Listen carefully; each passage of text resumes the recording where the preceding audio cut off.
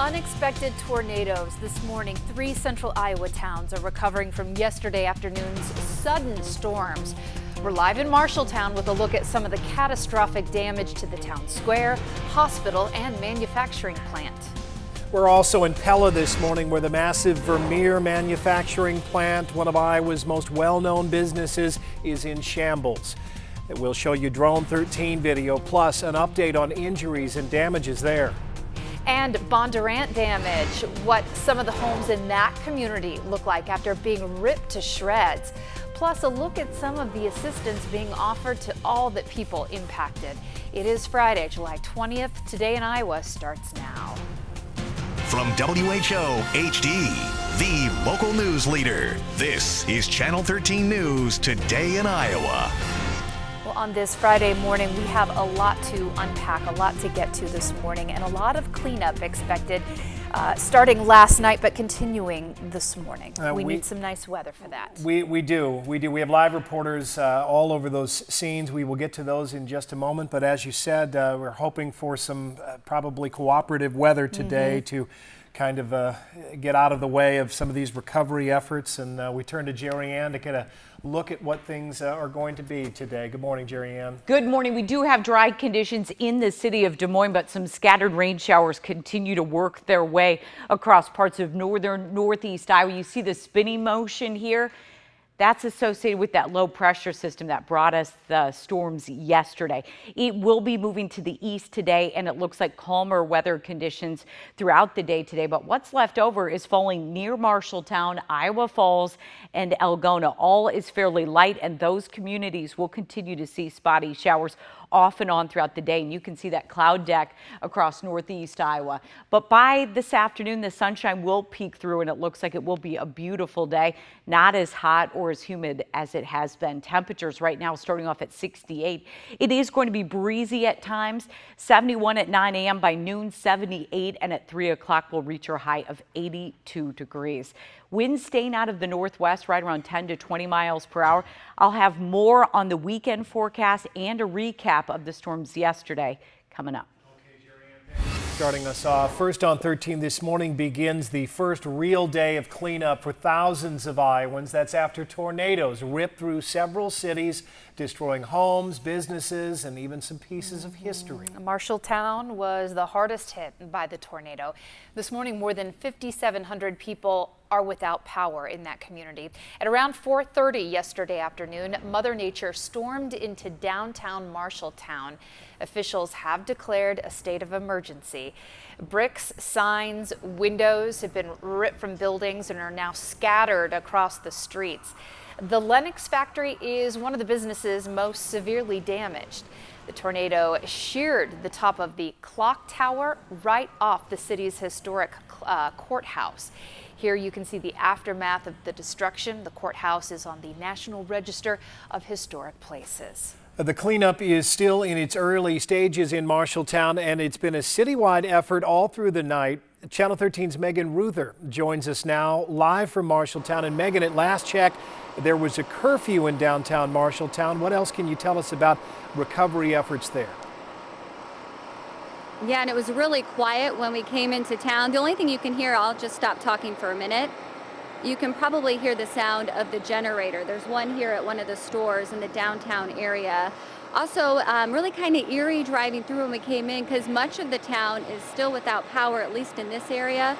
Although if you look behind me, this historic courthouse, the clock tower that you mentioned, is lit up really well. There are 2 Musco lighting units here, making this area, the town square, really bright this morning.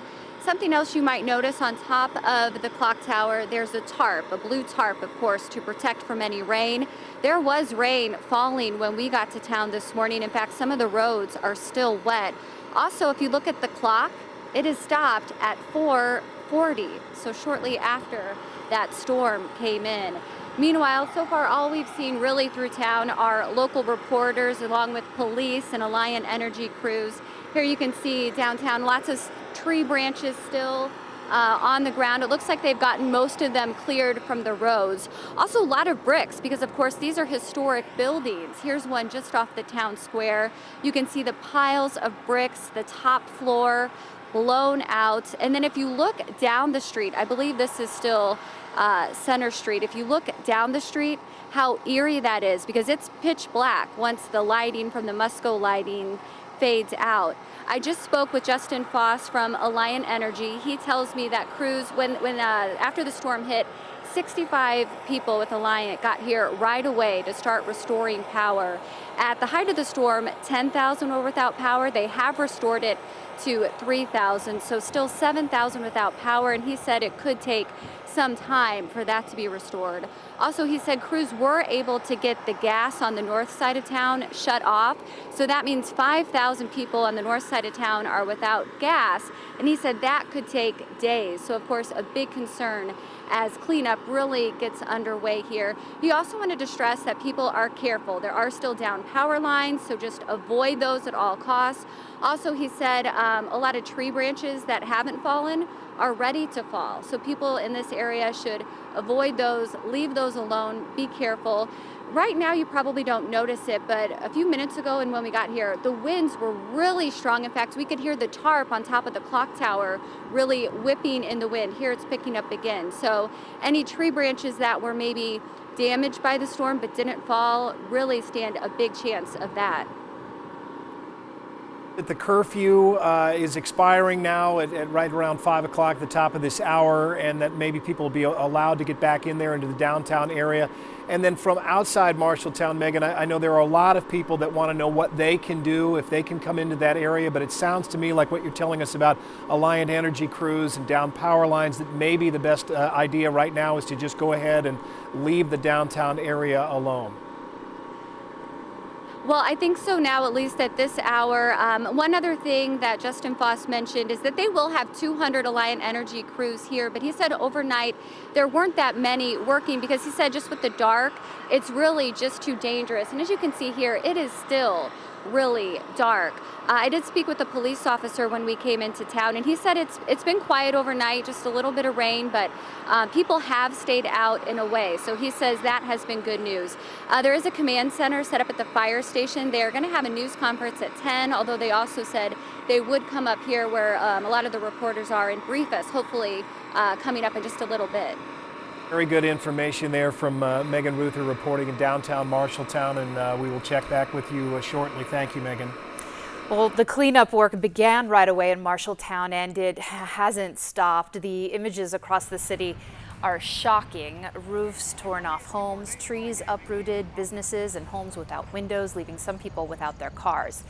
The National Weather Service reported the damage as catastrophic.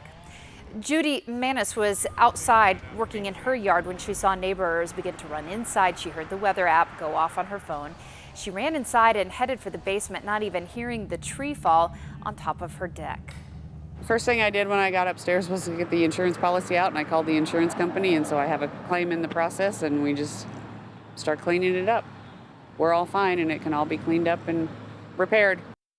Manis says word about the storm got out quickly. Many friends and family members from across the state and the country reached out to make sure she and her family are okay.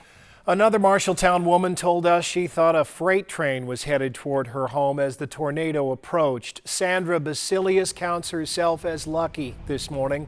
Some of her friends and neighbors have lost everything. She says she lived through a tornado as a child, and the lessons she learned then have stayed with her. My friend was laying in bed. If I wouldn't have woke him up 2 minutes before that, he would not be here because the window came right through and the big chunk of glass is in the bed where he was laying. Basilius says they both had to push against the basement door to hold it shut against the strong winds. At times, she says it was difficult to breathe because the wind had sucked much of the oxygen out of the home. Okay, well, one of the places most crucial to recovery is the Unity Point Hospital in Marshalltown. It had some 40 patients inside at the time the storm hit, and while everyone was able to make it out safely, the building was damaged and now closed to new patients. Channel 13's Christina Solonikis is there this morning live. And Christina, what else can you tell us about the status of the hospital and also the people who were there being treated?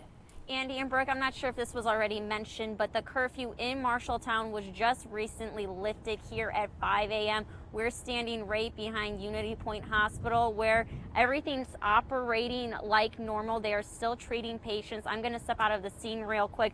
But just so you know that the people that are in the emergency room and the hospital as well will soon be transported to the local urgent care. Right now they are operating on a backup generator. There is no heat or air right now in the hospital. A chunk of the OR was lifted off during the tornado. I'm not sure if you could see, we could see some of the building over there by the Unity Point sign, as well as the McFarland Clinic here in Marshalltown, I was told by security, was damaged pretty bad. Now people are going to begin to be moving to that urgent care starting at 6:30 this morning. Thanks for the update, Christina. The damage across Marshalltown was extensive, leading to a late night of search and rescue by first responders. The north side of town suffered the worst damage, but while there is no more threat from the weather, Marshalltown officials did impose that curfew overnight to prevent looting and to keep people from getting hurt in the debris. Today, officials are asking residents to wait until sunrise to begin cleanup efforts. Okay, it's just so heartbreaking seeing some of those images because, as Megan mentioned, some of those businesses and, of course, the town square and the courthouse there were just such old, beautiful buildings, historic buildings that will now have to be rebuilt. Really had stood the test of time, and through how much weather in the past have these buildings seen. Of course, that's just Marshalltown, and we will get to Pella and Bondurant, other areas in a moment. We want to break for just a second, though, and kind of re-up with Jerry Ann as we kind of look ahead at this day where so many people are going to be outside, Jerry Ann, needing to work. Yeah, I'm glad to say it is looking calmer today. Unfortunately, it is not going to be completely dry around Marshalltown as we still have some leftover rain showers spinning through northern and northeast Iowa, and this is where the best chance exists for a few more showers. There is no threat for strong to severe thunderstorms today. What's left over is cloud cover along with a few rain showers this morning. So this is a low pressure system that brought us all the storms yesterday. It will be sliding to the east slowly throughout the day, allowing for the drier air to move in from the west. So all looks calm yet this weekend. Tonight, we will see a decrease in the clouds, and throughout the weekend, it looks like temperatures will be at, if not slightly below average, with the winds remaining out of the northwest. So it will be picture perfect weather conditions for RAGBRAI as it looks completely dry in western Iowa. Eastern Iowa will continue to see more clouds and a few spotty leftover rain showers. Temperatures today 79 around Minneapolis, 87 around the Omaha area. Stay with us. I'll show you more on the weekend forecast and what's ahead next week. And of course, we'll do a recap of those storms too coming up. Okay, thanks, Jerry Ann. Well, the town of Pella also beginning to clean up and will continue this morning. The Vermeer Corporation was the hardest hit area. It's just outside of town, and you can see the extent of the damage in this video from Drone 13. The CEO of the company says they will have to rebuild part of the company. I'm certainly glad that we have done those drills in the past, and I'm certainly glad that we have put the effort that we have into being prepared for something like this. Pastor Kevin Korver was here immediately. I appreciate him being here.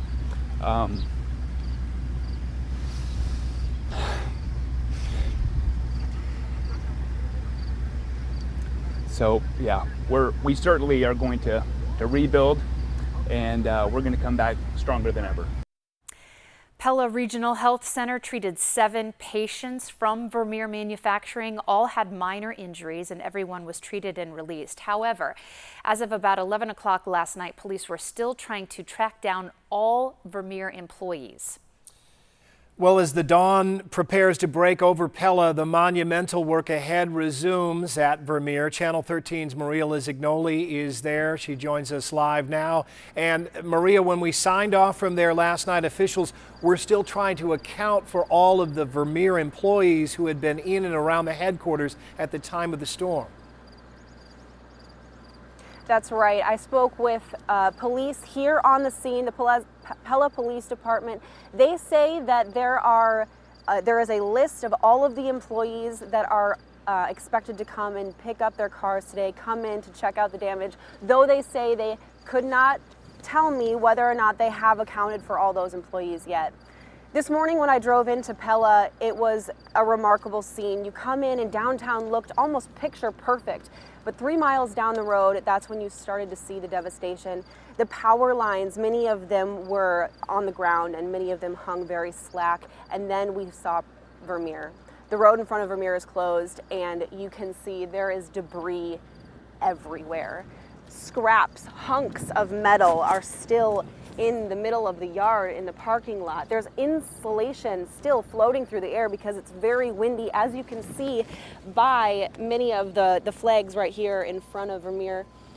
There's even a tractor kind of in the middle of the road and halfway into the ditch, and you see a trailer in the middle of the parking lot and the sidewalk. It looks as though maybe it was used to help transport people.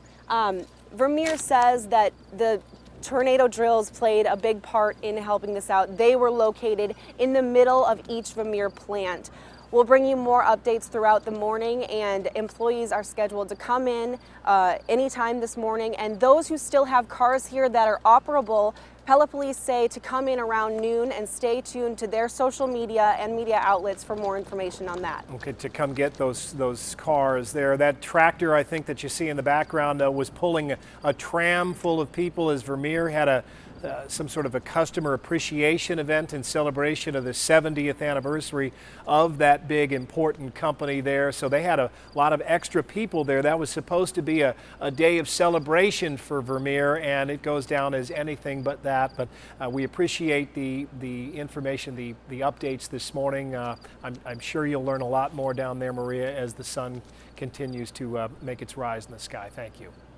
Well, the city of Bondurant was also hit hard, and this video shows a home getting completely taken out. The tornado caused damage to dozens of homes and misplaced many people who lived there. You can see that twister just shredding some of the homes there. I believe this is the north side of town. A shelter was established at City Hall and the Federated Church after City Hall lost power. With the help of the Red Cross, the Polk County Sheriff's Office will have increased law enforcement presence in the affected areas of Bondurant. 2nd Street Northwest is still closed to traffic. You'll need a Bondurant ID or vehicle registration to enter the secure area this morning. All right, time to check in with Jerry Ann again. And I know we've been showing you the damage all morning and talking about yesterday's storm. It's relatively calm this morning, which is good, but some of those areas that need dry weather are getting some rain this morning, particularly Marshalltown, right, Yeah, Julianne? it's just to the west of Marshalltown right now, but we do have some rain showers headed for the area that experienced the most tornado damage. We will have a recap of the storms, walk you through what happened yesterday, and take you into the weekend when we come back with team coverage.